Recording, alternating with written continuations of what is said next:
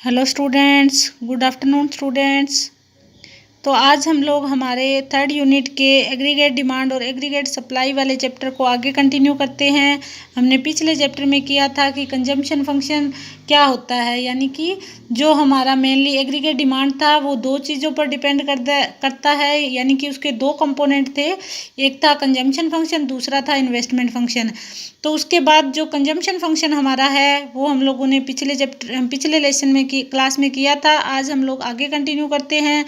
आगे आज का हमारा टॉपिक है प्रोपेंसिटी टू कंज्यूम, यानी कि कंजम्पशन की जो प्रोपेंसिटी है वो क्या होती है। प्रोपेंसिटी का मीनिंग क्या होता है? It means the ratio between the consumption and income. इसका मीनिंग होता है कि इनकम और कंजम्पशन के बीच में क्या रिलेशन है, यानी कि हम बोल सकते हैं कि इनकम के डिफरेंट लेवल पर हमारी जो कंजम्पशन है वो कितनी होती है, उसे क्या बोला जाता है? Propensity to consumption. Okay, propensity to consumption दो तरह की होती है। पहली हमारे पास है APC. APC is equal to C upon Y, यानी कि एपीसी क्या होती है? कंजम्पशन और इनकम का रेशो होती है। सेकंड वन क्या है? एमपीसी। ये है एपीसी और ये क्या है? एमपीसी। एमपीसी क्या होती है? Change in C upon change in Y, यानी कि जो इनकम में चेंज हो रहा है उसकी वजह से जो कंजम्पशन में चेंज हो रहा है उसके इक्वल होती है। यहाँ हमारे पास क्या है? पहले हम लोग देखते हैं एपीसी, यानी कि एवरेज प्रोपेंसिटी टू कंज्यूम, यानी कि एवरेज प्रोपेंसिटी क्या होती है? It is the ratio between the total consumption and total income. हमारी जितनी भी टोटल इनकम होती है और टोटल कंजम्पशन होती है उन दोनों का रेशियो उसे क्या बोला जाता है? APC. APC is equal to C upon Y होती है। फॉर एग्जांपल हम लोग करना चाहे तो सी, यानी कि हमारी कंजम्पशन मान लो 80 है और हमारी इनकम क्या है? 100 है, तो एपीसी क्या आएगा? 80 अपॉन 100 इज इक्वल टू 0.8%, यानी कि हम 80% भी इसे बोल सकते हैं। ओके, इसको हम लोग एक टेबल के थ्रू शो आउट करेंगे। टेबल क्या है? पहले इनकम लिया गया, सेकंड वन कंजम्पशन लिया गया, थर्ड वन एपीसी लिया गया। एपीसी यानी कि सी अपॉन वाई। इनकम कितनी है? 100 रुपये। कंजम्पशन कितनी है? 80 रुपये की। तो एपीसी कितना आ रहा है? 80 अपॉन 100 इज इक्वल टू 0.8। जब इनकम 200 की होगी, कंजम्पशन 120 की होगी, तो 120 अपॉन 200 इज इक्वल टू 0.6। ये हमारी क्या आ गई? एपीसी। इसी चीज़ को हम लोग टेबल में शो आउट कर सकते हैं। देखो टेबल हमारे पास है। एपीसी का डायग्राम क्या होता है? एक्स एक्सिस पर इनकम को लिया गया, वाई एक्सिस पर कंजम्पशन को लिया गया है। जब हमारी इनकम 100 रुपये की थी तो हमारा कंजम्पशन कितने का था? 80 का था। उसी तरह से हमारी जो इनकम बढ़कर 200 रुपये हो गई तो हमारा कंजम्पशन भी बढ़कर 120 हो गया। यहाँ पर 120। ओके, कंजम्पशन बढ़कर 120 हो गया। पर आप देखोगे कि हमारा जो कंजम्पशन है, कंजम्पशन ऊपर से स्टार्ट होता है। इसका बेसिकली रीज़न मैंने पिछली वीडियो में भी आपको बताया था, क्योंकि इनकम अगर हमारी जीरो है तो भी कुछ ना कुछ हम लोग कंजम्पशन करते हैं। ये हमारी कौन सी कर्व आ गई? जो सी कर्व है, ये किसे डिनोट करती है? एपीसी को, यानी कि एपीसी जो कर्व है वो क्या है? इंक्रीजिंग होती है लगातार। ओके, इसे एपीसी के थ्रू डिनोट किया जाता है। सेकंड जो प्रोपेंसिटी है हमारी वो क्या है? मार्जिनल प्रोपेंसिटी टू कंज्यूम, यानी कि एमपीसी। इसका मीनिंग क्या होता है? It is a relation between change in income, यानी कि जिसे चेंज इन सी से डिनोट करते हैं, एंड चेंज इन इनकम जिसे चेंज इन वाई से डिनोट करते हैं, उसके थ्रू इसके अंदर लिया जाता है। इसके अंदर हमारे पास क्या है? कंजम्पशन हमारी 800 रुपये की है और कंजम्पशन में इंक्रीज कितने का हो रहा है? 900 का, यानी कि कंजम्पशन में चेंजिंग कितने का आ रहा है? 100 का।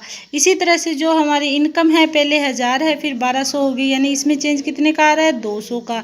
दोनों को डिवाइड करने के बाद हमारे पास एमपीसी क्या आएगा? 0.5%। इस चीज़ को हम टेबल के थ्रू शो आउट करेंगे। तो टेबल में हमारे पास क्या है? पहले इनकम दिया गया 120, 300।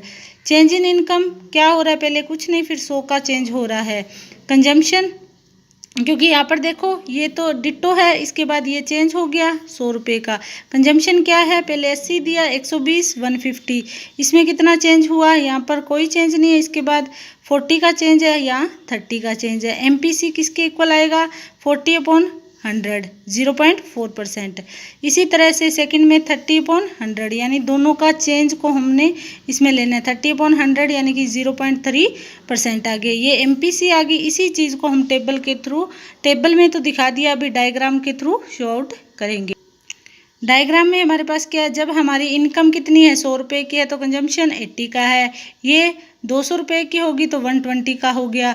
तो ये जो CC कर्व है हमारी, ये किसे शो कर रही है, MPC को। यहाँ पर जो चेंज है ये देखो, ये चेंज इन Y आ गया, ये चेंज इन C को शो आउट कर रहा है। डायग्राम APC और MPC की बिल्कुल डिट्टो सेम है, बस डिफरेंट इतना है आपने यहाँ पर शो आउट करना है भी, यहाँ पर चेंज कितने का हो रहा है 100 का, और यहाँ पर चेंज कितने का हो रहा है 40 का। ओके, इतना ही इस उसी डायग्राम में ये चीज़ शो आउट करनी है। इसके बाद ये हमारी डायग्राम किस चीज़ की बन जाएगी, MPC की बन जाएगी। अभी हमने कर लिया है कंजम्पशन फंक्शन के रिलेटेड प्रोपेंसिटी कर ली है। आगे हमारे पास है प्रोपेंसिटी टू सेव, यानी कि सेविंग की प्रोपेंसिटी क्या होती है। ये भी दो तरह की होती है, APS S/Y और MPS यानी कि चेंज इन S/Y। दोनों में कोई डिफरेंस नहीं है ज़्यादा।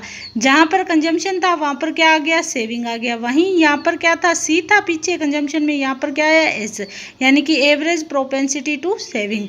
सेम डिट्टो वही चीज़ है, ये किसका है, टोटल का रेशियो आ जाएगा, ये चेंज का रेशियो आ जाएगा।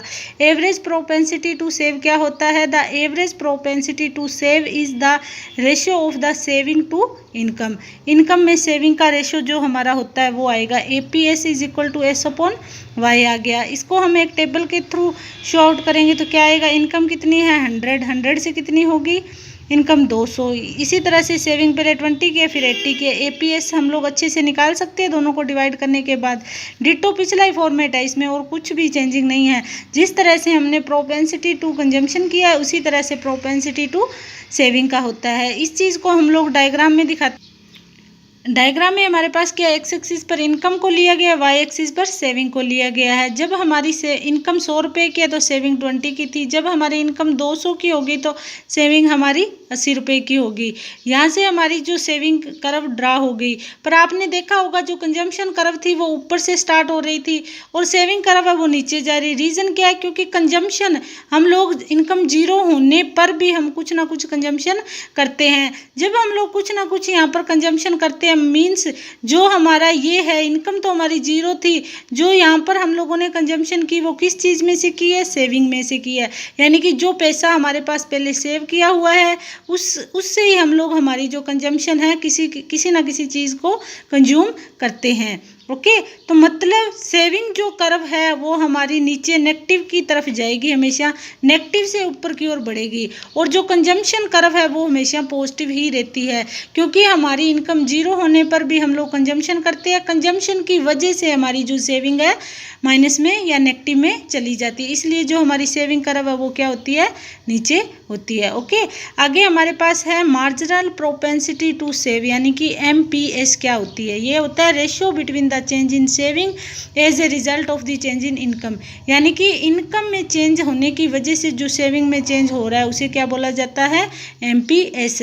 यहाँ पर चेंज इन एस का मतलब है change in saving, change in Y का मतलब है चेंज इन इनकम। ओके, इसी चीज़ को टेबल के थ्रू शो आउट करेंगे। पहले इनकम, फिर चेंज इन वाई, फिर सेविंग, फिर चेंज इन एस, यानी कि चेंज इन इनकम है ये चेंज इन सेविंग है। उसके बाद MPS यानी कि मार्जिनल प्रोपेंसिटी टू सेव है ये। इसे लिया गया 100, 200, 300, इन चीज़ों को लिया गया है। चेंज जो आ रहा है उसे शो आउट किया गया है। इसी तरह सेविंग को लिया गया, जो चेंज आ रहा है उसे भी शो आउट किया गया है। इसी चीज़ को हम डायग्राम के अंदर देखते हैं। ये हमारी डायग्राम है। एक्स एक्सिस पर हम लोगों ने इनकम ली और वाई एक्सिस पर सेविंग को लिया है। सेविंग को लिया, उसी तरह से सेविंग जो कर्व है नीचे से स्टार्ट होकर ऊपर तक जाएगी।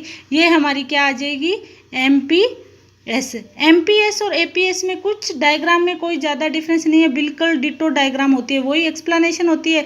इतना सब करने के बाद आपने जब भी डायग्राम बनाओ उसके नीचे एक्सप्लेनेशन जरूर देनी है कि एक्स एक्सिस पर क्या लिया है, वाई एक्सिस पर आपने क्या लिया है। ओके, बाकी हम कल की वीडियो में कंटिन्यू करते हैं। ओके।